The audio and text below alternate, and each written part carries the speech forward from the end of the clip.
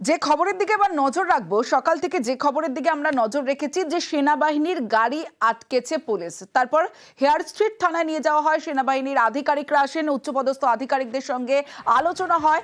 আর যে বিষয়টা আপনাদের জানাবো, অল্পের জন্য রক্ষা পেয়েছে সিপি মনোজ ভার্মার গাড়ি। কলকাতার পুলিশ কমিশনার তার মনোজ ভার্মার গাড়ি, ঠিক সেই সময় তার কনভয় আসছিল।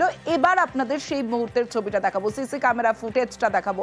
অনিয়ন্ত্রিত সেনার ট্রাক, কেন এই কথাটা বলছি, কারণ সেনার গাড়ি আটকায় পুলিশ। কি হয়েছিল দেখুন, যে জায়গায় সেনার রাইট টার্ন নিচ্ছিল সেখানে রাইট টার্ন নেই, আটক সেনার গাড়ি। আর ঠিক তার পাশের গাড়িটাই হলো কলকাতা পুলিশ কমিশনার মনোজ ভার্মার গাড়ি। এবং এখানে চিহ্নটা দেখলেও বুঝতে পারবেন, সাইড রয়েছে যেখানে রাইট টার্ন নেওয়া যায় না, রাইট টার্ন নেওয়া যায় না। ঠিক সেই সময় সেনার গাড়ি যেই মুহূর্তে রাইট টার্ন নিতে যায় সেই সময় আটক করা হয় সেনার গাড়িকে। দীর্ঘক্ষণ সেখানে আলোচনা হয়, তারপরে সেনা আধিকারিকের যারা উচ্চপদস্থ আধিকারিক রয়েছেন তারা যান হেয়ার স্ট্রিট থানায়, আলোচনা হয়। ঠিক কি হয়েছিল আপনাদের জানাবো। আমার সঙ্গে আমার প্রতিনিধি অমিত সরকার রয়েছে, অমিতের সঙ্গে কথা বলবো। অমিত, যে সিসি ক্যামেরা ফুটেজ আমরা দেখতে পাচ্ছি, অল্পের জন্য রক্ষা পেয়েছে সিপির গাড়ি, কারণ যে কোনো দুর্ঘটনা ঘটতে পারত।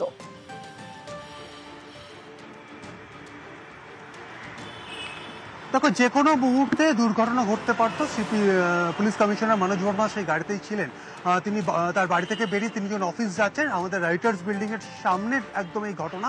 সেখানে যে জায়গা থেকে মনোজ ভার্মার গাড়িটি বেরিয়েছে, সেই ক্লোজ সার্কিট ক্যামেরা ফুটেজে স্পষ্টতই লক্ষ্য করা যাচ্ছে যে সিপির বা পুলিশ কমিশনারের গাড়ির চালকের তৎপরতায় এই দুর্ঘটনা কিন্তু এড়ানো সম্ভব হয়েছে। কারণ যেভাবে সেনাবাহিনীর ট্রাক ঢুকে পড়ছিল ডান দিকে, অর্থাৎ সিপির গাড়ি ঠিক যে ওয়েতে আসছে, এবং ক্লোজ সার্কিট ক্যামেরা ফুটেজে স্পষ্টত বোঝা যাচ্ছে যে সেনাবাহিনীর ট্রাক কিভাবে রং রুটে ডান দিকে ঘুরছিল, অর্থাৎ সেখানে রাইট টার্ন নেই, রাইট টার্ন না থাকা সত্ত্বেও সে ডান দিকে চলে যাচ্ছে। এবং ঠিক তার পাশ দিয়ে সিপির গাড়ির যিনি চালক, তার তৎপরতায় কিন্তু দুর্ঘটনা এড়ানো সম্ভব হয়েছে।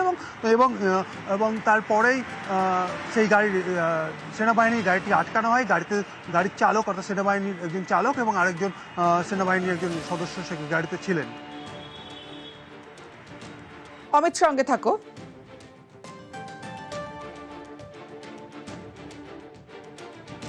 উনি হঠাৎ করে লেনটা ভায়োলেট করে রাইট টার্ন করেন, যে কোনো পেছনে অনেক গাড়ি ছিল, সিপি সাহেবের গাড়িও ছিল। উনি বাজেভাবেই গাড়িটা চালিয়েছেন, রাইট টার্ন করেন উনি। সিপি সাহেবের গাড়িও ছিল, অনেক গাড়িও পেছনে ছিল। হ্যাঁ, আরও তো গাড়ি ছিল, অনেক গাড়ি ছিল, কিন্তু লেগে যেতে পারতো। খুব র্যাশ ড্রাইভিং বলা যাবে না, কিন্তু ডেঞ্জারাসলি ডান দিক নিয়েছেন। ना समस्या उतना ज़्यादा कुछ नहीं होता। हम लोग इधर से आ रहे थे तो हमको जाना था right side.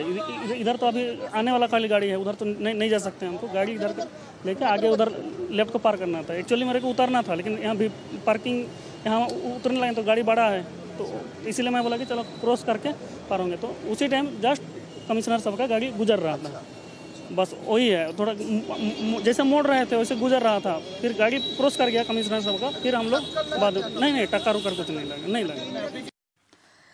CC camera footage ভালো করে লক্ষ্য করলেই দেখা যাচ্ছে স্পষ্ট আইন ভাঙার ছবিটা। ট্রাফিক আইন ভাঙায় আটক করা হয়েছে সেনার গাড়ি। হেয়ার স্ট্রিট থানায় যান সেনা কর্তারা, সেখানে আলোচনায় সমস্যা মিটেছে, ছাড়া হয় সেনার ট্রাক। কিন্তু পুলিশের তরফে কি কোনো ব্যবস্থা নেওয়া হয়েছে? ব্যবস্থা নেওয়া হয়েছে, ট্রাফিক আইন ভাঙায় চালকের বিরুদ্ধে মামলা হয়েছে। জানবো, সরাসরি চলে যাব, অমিত সরকার রয়েছে আমার সঙ্গে। অমিত,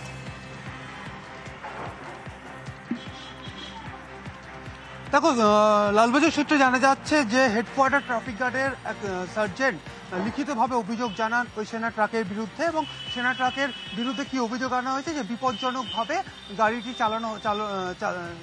চালানো হচ্ছিল এবং ট্রাফিক আইন লঙ্ঘন করা হয়েছে। সেক্ষেত্রে বিএনএস এর 281 সেকশনে ওই সেনাবাহিনী ট্রাক চালকের বিরুদ্ধে হেয়ার স্ট্রিট থানাতে মামলা রুজু করা হয়েছে এবং তদন্ত ইতিমধ্যে শুরু করা হয়েছে। এবং লালবাজারের তরফে স্পষ্টত যে বিষয়টি জানানো হয়েছে, যে ক্লোজ সার্কিট ক্যামেরা ফুটেজ থেকে স্পষ্টত বোঝা যাচ্ছে যে কিভাবে ট্রাফিক আইন লঙ্ঘন করা হয়েছে, কিভাবে বিপজ্জনকভাবে গাড়িটি যেখানে রাইট টার্ন নেই, যেখানে নো রাইট টার্ন, সেখানে কিভাবে ট্রাফিক লাইন লঙ্ঘন করে গাড়িটি ডান দিকে টার্ন নিচ্ছিল এবং সেই সময় কিন্তু পুলিশ কমিশনারের গাড়ি সেখান থেকে যাচ্ছিল এবং তার জন্য একটা বড়সড় দুর্ঘটনা ঘটতে পারত, কিন্তু পুলিশ কমিশনারের চালকের তৎপরতা দুর্ঘটনা এড়ানো সম্ভব হয়েছে এবং সেই জায়গা থেকে লালবাজারের তরফে স্পষ্ট করা হয়েছিল যে আইন লঙ্ঘন করার জন্য এবং বিপজ্জনকভাবে গাড়ি চালানোর অভিযোগ রয়েছে এক্ষেত্রে, সেক্ষেত্রে প্রয়োজনীয় আইনানুগ ব্যবস্থা নেওয়া হবে। ইতিমধ্যেই হেডকোয়ার্টার ট্রাফিক গার্ডের সার্জেন্টের তরফে লিখিত অভিযোগের ভিত্তিতেই BNS 281 সেকশনে হেয়ার স্ট্রিট থানাতে মামলা রুজু করা হয়েছে সেনা ট্রাকের চালকের বিরুদ্ধে।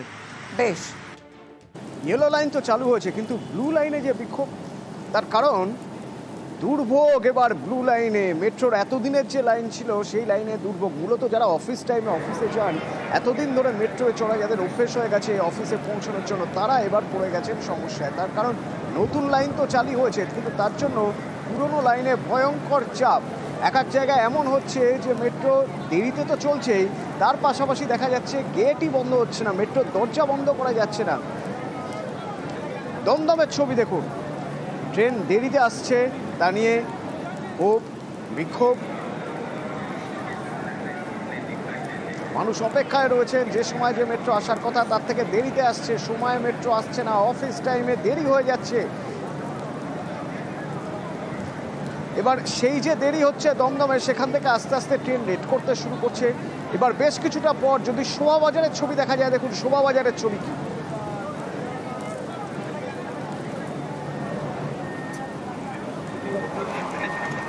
এতই ভিড়, কারণ খুব স্বাভাবিক, দেরি হয়ে যাচ্ছে। 2-3টে মেট্রো যাত্রী হয়তো একটা মেট্রো ঢোকার চেষ্টা করছেন এবং এতটাই ভিড় হয়ে যাচ্ছে মেট্রোর দরজা বন্ধ করা যাচ্ছে না, ফলস্বরূপ আরও দেরি হচ্ছে।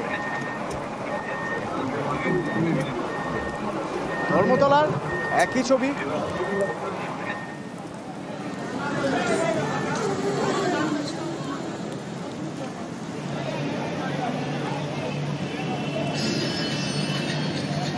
অফিস টাইমে মেট্রো সুবিধা পেতে গিয়ে যারা ভোগান্তির শিকার হচ্ছেন তাদের কথা শুনুন। আবার আজকেও মেট্রোর গন্ডগোল, প্ল্যানেট থেকে ওয়েট করছি ব্লু লাইনে মেট্রো আসার জন্য। 15 মিনিট কোনো অ্যানাউন্সমেন্ট নেই, কোথাও কিছু বলার নেই, এদিকে মানে একেবারে প্রচণ্ড ভিড়। তারপর যা হোক বা মেট্রো এলো মিনিট 20 পর, সে দরজাই বন্ধ হচ্ছে না, একেবারে হরেবেল সিচুয়েশান। তারপর যা হোক করে একটা মেট্রো যাওয়ার পর 2-3 নম্বর মেট্রো করে এই উঠে এখানেই নামলাম ময়দান। আর আমি বেরিয়েছি হাওড়া থেকে স্প্ল্যানেড হয়ে আসছি, হাফ অ্যান আওয়ার প্রায় হয়ে গেছে। পরিকাঠামো জিরো, পরিকাঠামো জিজ্ঞেস করছেন, জিরো, -1 লাখ। রেলের পরিকাঠামো -1 লাখ। গিয়ে ভিড়টা দেখে শুনুন আপনি, কি ভিড়, মানুষ আসবে করে। দমদম থেকে এখানে আসতে 45 মিনিটস লাগলো, কোনো ইনফ্রাস্ট্রাকচার নেই, 50টা লাইন উদ্বোধন হয়ে গেল। ঘটা করে মেট্রোর ওই লাইন উদ্বোধন করলাম, ট্রেনে এখানে কম দিলে কি করে দেখান হবে না, লোকের তো দেখান সমস্যা না। হ্যাঁ, ভিড় সাংঘাতিক দেখান, ভিড় হচ্ছে। বনগাঁতে এসে যখন দমদমে মেট্রোতে উঠতে যাচ্ছি, বিভৎস ভিড়, মানে 4টে ক্যান্সেল, কিন্তু কোনো অ্যানাউন্সমেন্ট নেই, কিছু নেই। এবং তারপরেও যখন আসছে, তারপরেও মানে মেট্রোতে মানে স্টেশনে দাঁড়াতে খুব সমস্যা। মেট্রো আর মেট্রো নেই, এখন বনগা লোকাল হয়ে গেছে। দরজা তো বন্ধ হচ্ছে না, আর মেট্রোর এখন একটা নতুন স্বভাব হয়ে গেছে যে সন্ধ্যাবেলা 7টার পর পার্কস্ট্রিট থেকে যদি আপনি ডাইরেক্ট ক্ষুদিরাম যেতে চান, আপনাকে জবরদস্তিভাবে টালিগঞ্জে নামিয়ে দেবে। এ তো যার পর নাই। আর সারাদিন দেখুন কাজকর্ম করার পরে এন্ড অফ দ্য ডে যখন বাড়ি ফিরি, তখন যদি এই রকম সমস্যা হয়, কাহাতক লোকের মেজাজ ঠিক থাকে বলুন।